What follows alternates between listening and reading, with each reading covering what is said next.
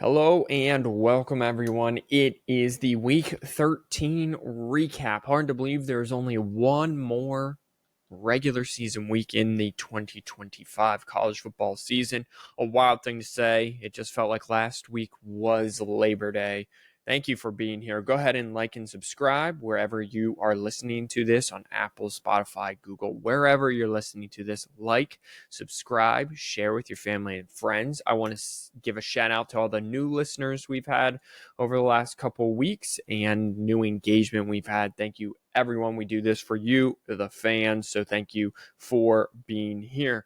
Let's go ahead and just jump right into a pretty straightforward Saturday. Nothing too surprising.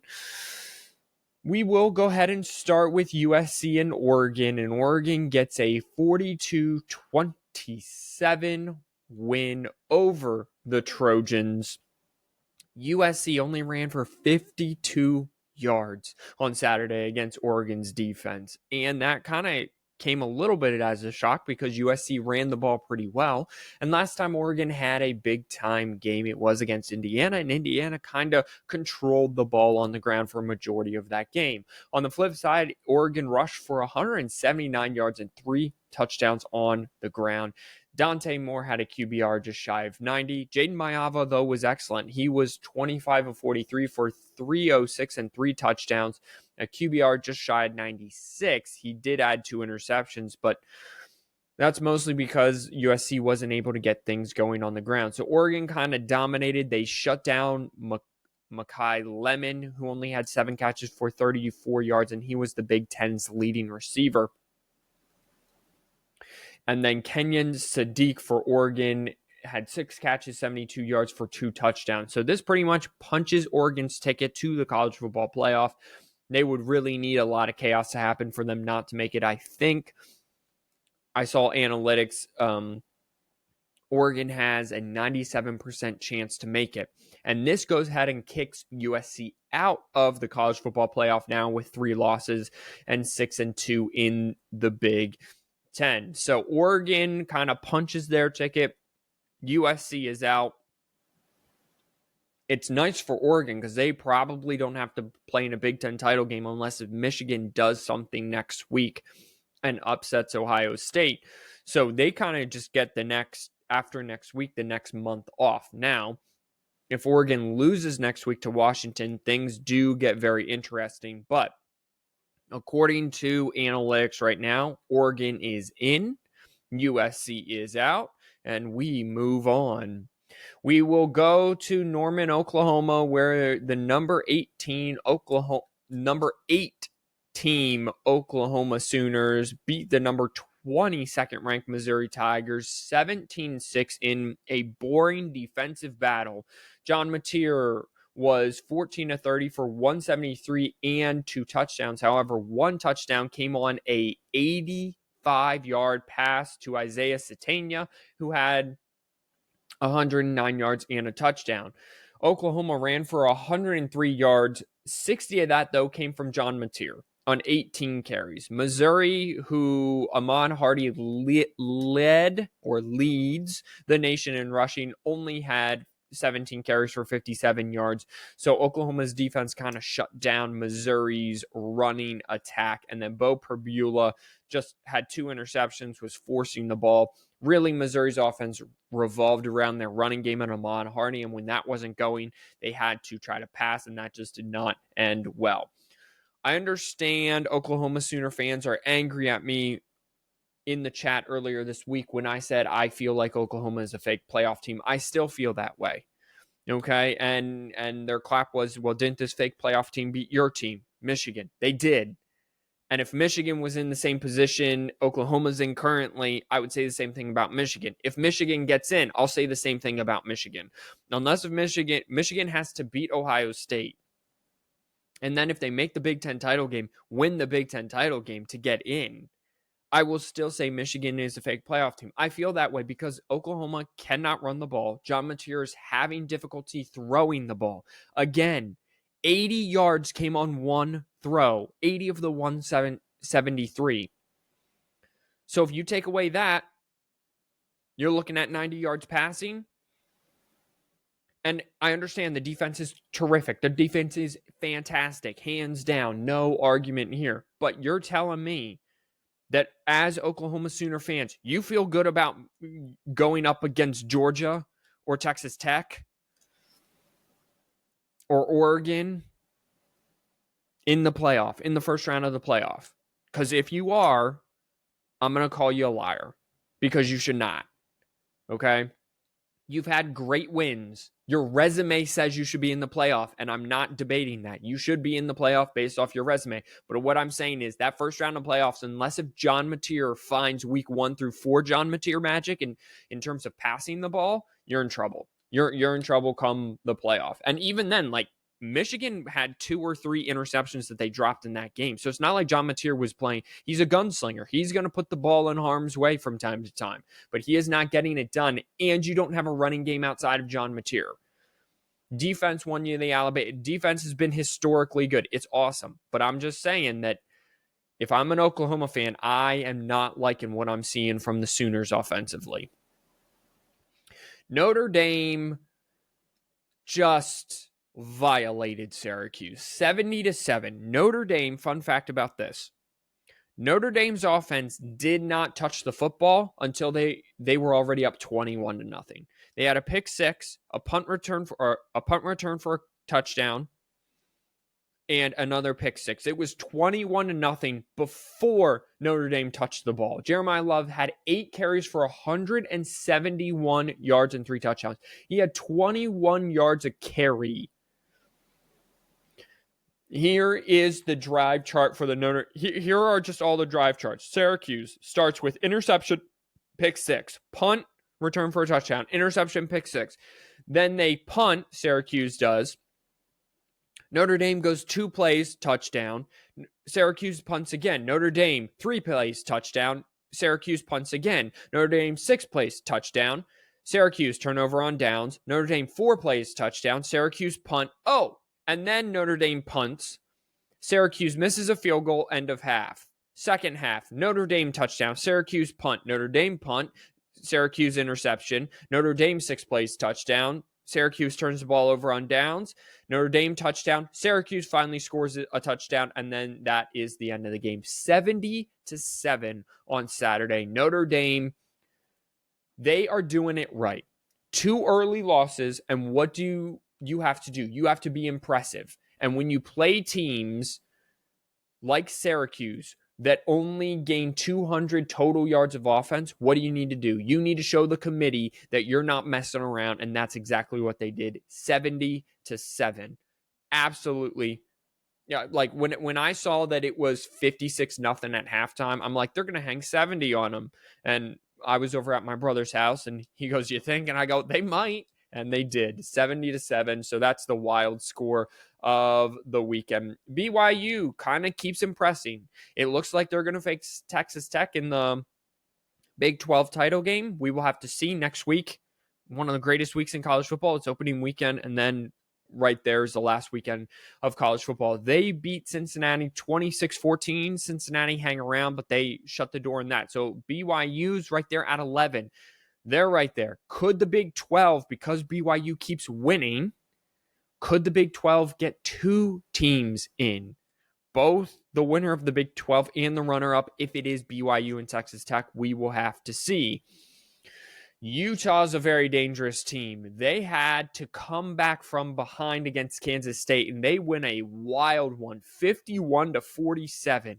Both teams had, let me get this right, both teams had, Kansas State had 472 yards rushing and lost the game. Utah had 292 yards rushing.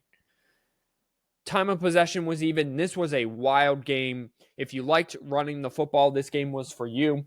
Utah comes back. They're sitting at 12, but with 2 losses. They could technically still make the Big 12 title game, but they're going to need some help. Gonna be wild down this stretch. Utah is kind of a sleeper, maybe for that last bid. We'll kind of have to see how that works out. But Utah kind of stays alive for the college football playoffs themselves. Miami does the same thing Utah did. Went on the road to Virginia Tech. Virginia Tech did cover by half a point.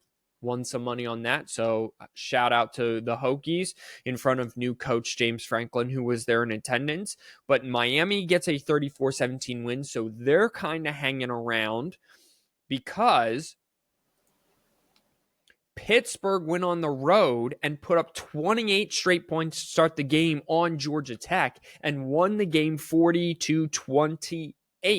So that knocks Georgia Tech out of the ACC title contention. That knocks Georgia Tech out of college football playoff contention. As of right now, it does. And it puts Pittsburgh solely in the driver's seat to make some noise. Now, they're going to need some help next week. So right now at the top of the standings, it's Virginia and Pittsburgh. But Pittsburgh has to beat Miami next week, so that'll play itself out. And then hope that Virginia or SMU lose. So right now, it's Virginia and SMU in the driver's seat because SMU got a dub on Saturday as well. So if Miami loses to Pittsburgh, they're out. If they beat Pittsburgh, they might get an at-large bid, and the ACC might get 2 teams in, which would be the champion plus Miami. So could you imagine SMU making the title game, winning, and going back-to-back? They're not getting any TV revenue money, the SMU Mustangs, from the ACC. And they might represent the ACC in the college football playoff 2 years in a row. That'd be wild. Wild and exciting. Virginia's still sitting there. They're 9-2. So they play Virginia Tech. And they, in the last 27 years, I think they're 2-25, I heard, against Virginia Tech. So that's not an easy game. Given, I understand Virginia Tech's pretty bad, but anything can happen in these big rivalry games. So Pittsburgh does themselves a favor. They are doing exactly what Pat Narduzzi wanted them to.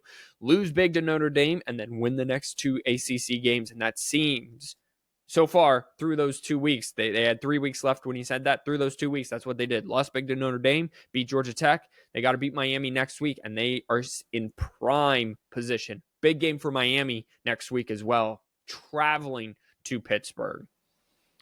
Vanderbilt makes a case. They play Tennessee next week, but they beat up on Kentucky 45-17. So they're kind of right in that mix too. There a lot of teams trying to get into at-larges, into a couple at-large spots at the end of the bracket, and there's just not enough spots for how many teams are vying for this. Utah, Miami, Vanderbilt, Texas is in there, who got a big-time dub, and then Michigan's also in there. Michigan finally covers the spread against a Big Ten opponent. It's their largest big win against a Big Ten opponent this year, 45-20, with a third-string running back. Bryce Underwood had his best game passing, 16-23, QBR of 95, 2 touchdowns. Andrew Marsh was sensational yet again as a true freshman. 5 catches, 76 yards, and a touchdown. By the way, since the beginning of November or end of October, Andrew Marsh leads all Big Ten receivers in yards. Michigan's offense picking up some steam, but Bryson Cusdahl, the third-string running back, 20 carries, 100 yards, 3 touchdowns on the day. Shout out Bryson Cusdahl. Maryland just did not look good at all. I'm not sure how Mike Locksley has a job. They say they're going to pour money into that program. To me, what I saw on Saturday wasn't indicative of money not being in the Maryland program. It was undisciplined football. Maryland is 1-7 in the Big Ten this year. Just they didn't look. They were jumping off sides, dropping passes. It had nothing to do with talent on the roster, because they were moving the ball at time periods, but then they were just shooting themselves in the foot. So Michigan sets up a big showdown next week with Ohio State, the number 1 team in the country. Ohio State is going to open as currently an 11.5 point favorite. I would take Ohio State minus the points because of what Ohio State does well, which is Michigan's weakness. The best way to attack Michigan is on the perimeter, through the air, not running the football. They have 2 of the best receivers in all of college football, in Carnell Tate and Jeremiah Smith, assuming they both play, which I am, because they did not play on Saturday when they beat up on Rutgers. So the best way to attack them is they have a good tight end and 2 good wide receivers. They're gonna use that. They're gonna move the ball in big chunks against the Michigan defense. And then I think, unlike last year, Ohio State missed 2 field goals. Michigan's defense and Ohio State's defense is set up very similar. They'll let you move the ball in between the 20s, but then clamp down in the red zone. I think Ohio State's defense is better at Michigan's at that. And I think Ohio State finds the end zone more often. I think this is a 17-7 game at halftime, but it kind of feels like Ohio State's in control. And then Ohio State pours it on, and it's a 41-20 type game next week. So I do believe Michigan is out at the end of next week, but Michigan's at home.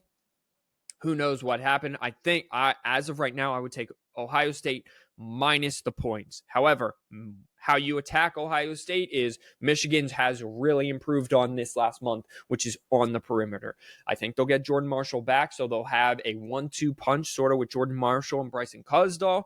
But I just think that Wink Martindale plays a little too much man-to-man, and you're going to play man-to-man on Jeremiah Smith and Carnell Tate, and you can only double team one of those receivers, and the other one's going to be wide open. And so I think Ohio State gets big chunk plays, and I think that they control the game next week. But a full analysis will be on the full-length podcast that will drop Wednesday. So go ahead and make sure you set that notification button on so that you get that notification when it drops, and we'll talk all about Ohio State and Michigan in more detail. Florida and Tennessee. Florida had given up.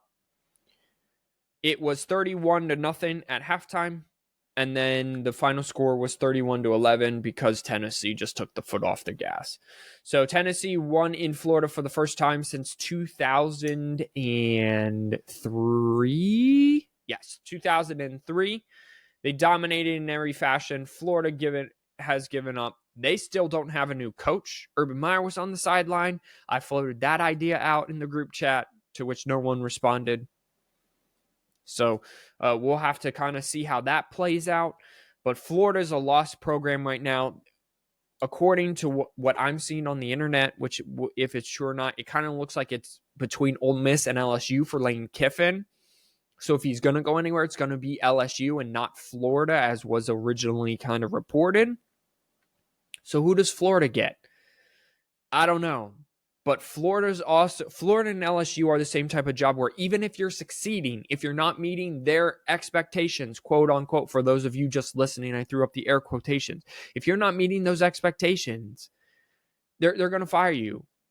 Not Jim McElwain, Dan Mullins was 31-9 through 40 games, and they fired him because he wasn't meeting expectations. Brian Kelly, I understand things did not go the way, and Brian Kelly, and there were some other issues with Brian Kelly, but Brian Kelly had never lost more than 8 games. He made the SEC title game in his first year. He had a Heisman winner. And LSU showed him the door. So they're very, they showed Ed Ogeron the door like a year, 18 months after he won a national title. So they have a very quick trigger, those two schools. I don't know why, if you're Lane Kiffin, why you would leave happy and stability for something that is rocky and just they can just leave. I texted one of my friends who's into college football as well, and because he sent me a Lane Kiffin to LSU rumor thing, and I said LSU and Lane Kiffin are the same type of toxic. LSU or Lane Kiffin will probably win a national championship in year 2 and then just be run out the building in year 4. That's just the way that those Lane Kiffin, if he leaves, it will just be labeled toxic. Like he did this once with Tennessee, and then USC fell apart, and it's just been, and he had a whole documentary of how Oxford, Mississippi makes him happy and how it's his home, and now you're going to leave?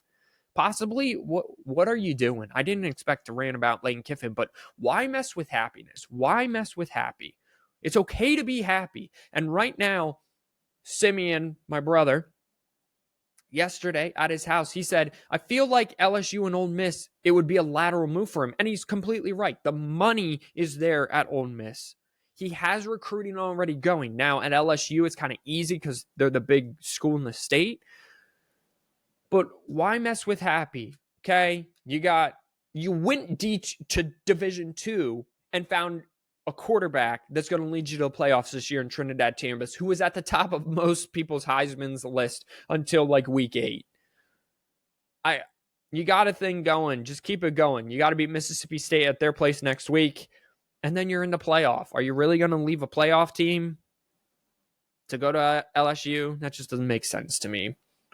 Wisconsin has as many ranked wins as Ohio State this year. You heard me. Wisconsin has as many ranked wins as Ohio State this year. They beat number 21 ranked Illinois 27-10 on Saturday night at their place to kind of give Luke Fickell that one big win. I feel like if you're a team that has underperformed like a Wisconsin this year, you need an upset at some point in time, and they got one on Saturday night. So good on Wisconsin, good on Jump Around. Yes, they also beat Washington, who was ranked at the time. They're not ranked now, but they beat Illinois. That was a ranked win. And then I just want to see Ohio State's ranked win was Texas and Illinois. And Illinois, who's currently ranked. So yes, they have the same amount of ranked wins. That's crazy. When I heard of that, I was like, that's not right. Tulane, Group of 5, Coach John Summerall, who might be a candidate for the LSU job if Lane Kiffin says no, same state there, said if we are in the top 25, there's some real mediocre football going on. Well, they got a 37-13 win over Temple, albeit a 500-team Temple, on Saturday on the road. They are the only Group of 5 team ranked currently, so they are in the driver's seat for the college football playoff, but FPI, ESPN Analytics, gives JMU's the best shot to make the college football playoff. So I don't know, do that math, figure that out. You're not going to figure it out on this show. However, this does set up a showdown with the North Texas Mean Green potentially. North Texas are 6-1 in conference. Tulane are 6-1 in conference.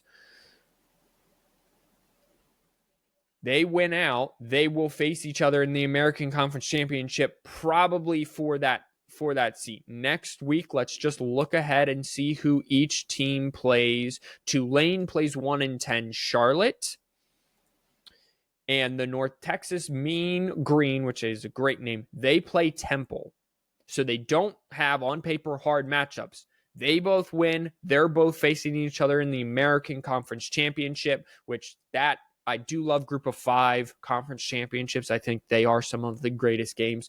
So we're going to, no conference championship is set. Navy's still 6-1. So if one of them lose, they're going to be in. They could maybe get a spot in the college football playoff. The Dukes of James Madison, they are leading the East. They've wrapped up the East. So they will face, right now, Southern Miss and Troy. They're both 5-2 in the Western Conference, and they play each other next week. So Southern Miss and Troy, Southern Miss has lost 2 straight. They play Troy next week. Winner plays James Madison. Wild. Fascinating. I absolutely love it. Okay. Stanford gets I'm on the wrong week.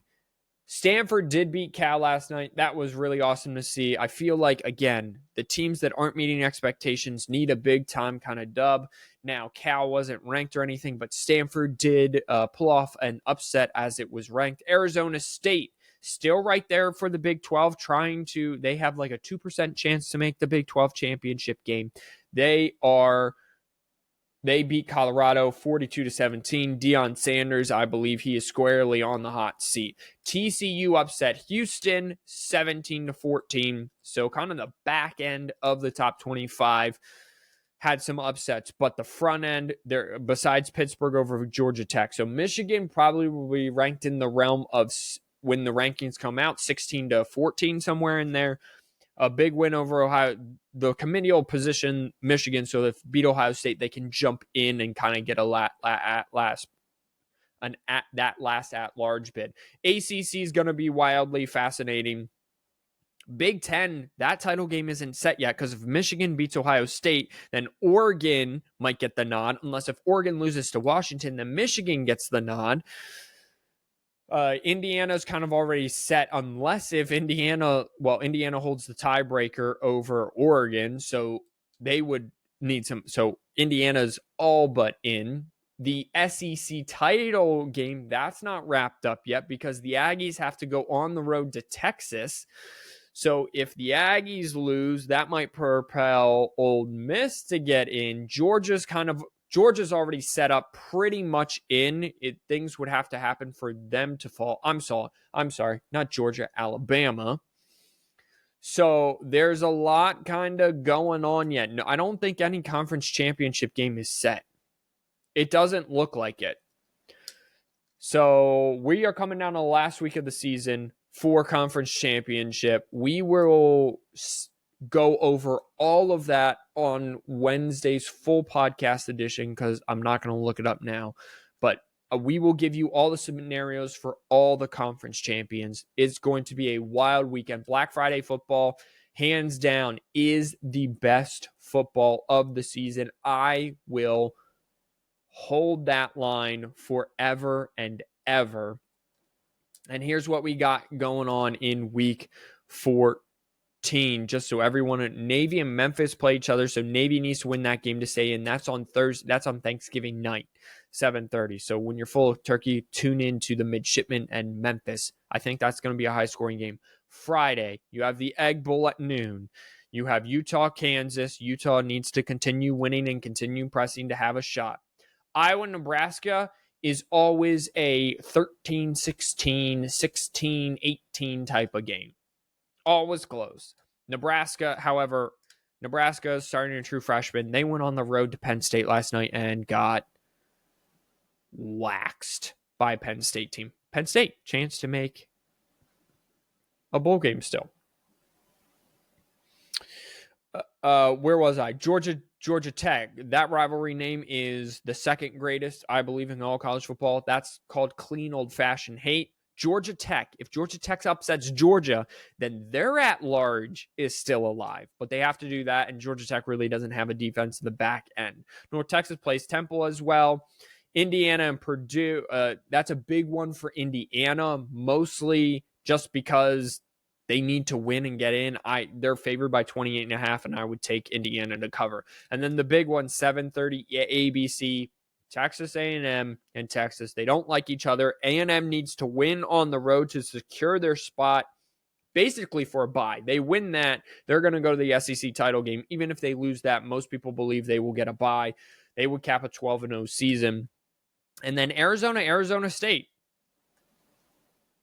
Arizona's 5-3 in the Big 12. Arizona State's 6-2 in the Big 12. So a lot of, that's a great rivalry. And then Saturday, Oregon, Washington, Houston, Baylor, Michigan, Ohio State, Miami, Pittsburgh. That's a big one I've already talked about. BYU hosts UCF, who had to come from behind to beat Oklahoma yesterday. Or Oklahoma State, yesterday. A lot of the group of fives, again, Western Kentucky, Jacksonville State, both 6-1 in Conference USA. So I'm sure that's someone's on the line for something in terms of the conference championship game in there. Conference USA, Missouri State 5-2, Louisiana Tech 4-3. It breeds a lot of good football. Oklahoma, LSU. Oklahoma has had a lot of problems with LSU throughout the years. Can LSU upset Oklahoma and knock Oklahoma out of the college football playoff? That would help teams on the back end, like the Miami trying for an at-large, like a Vanderbilt, like a Texas. That would help everyone immensely if that happens. Vanderbilt and Tennessee next week. Who else do we got? Penn State tries to get bowl eligible against Rutgers, who also tries to get bowl eligible. They're both 5-6, so they're both fighting for bowl eligibility there. James Madison hosts Coastal Carolina, who's 5-2 in the Sun Belt.